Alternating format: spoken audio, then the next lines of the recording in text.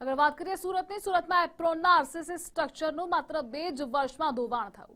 17.86 કરોડના ખર્ચે બનેલા સ્ટ્રક્ચરમાંથી સળિયા નીકળી ગયા। વર્ષ 2022માં બનેલા આરસીસી સ્ટ્રક્ચરના ટુકડે ટુકડા થઈ ગયા।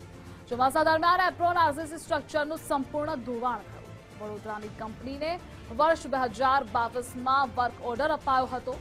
ટેકનિકલ નિષ્કર્ષ બાદ પાલિકા તંત્રની કંપની સામે પગલાં ભરવાની વાત પણ હતી, પરંતુ માત્ર 2 જ વર્ષમાં સ્ટ્રક્ચર સંપૂર્ણ નાશ પામતા કામગીરી સામે સવાલો પણ છે।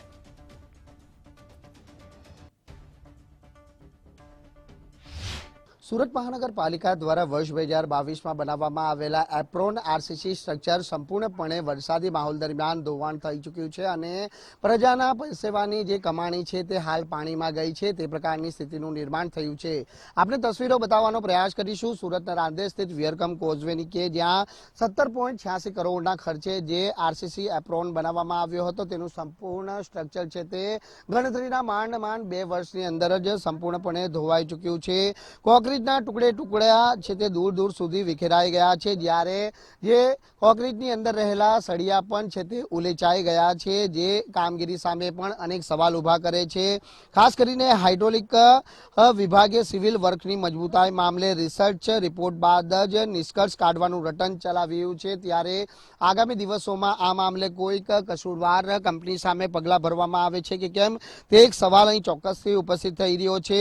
મહત્વનું છે કે 4/2/2021ના રોજ તંત્ર તરફથી જે ટેન્ડર બહાર પાડવામાં આવ્યું હતું અને 24મી જૂનના રોજ છે તે વડોદરાની કંપનીને 16.20%ના ઊંચી બીડ અને એડિશનલ વર્કના 3.53 કરોડ મળી કુલ 17.86 કરોડ રૂપિયાના વર્ક ઓર્ડર સોંપાયો હતો અને ત્યારબાદ કંપની તરફથી છે તે આ એપ્રોન આરસીસી સ્ટ્રક્ચર છે તે ઊભું કરવામાં આવ્યું હતું।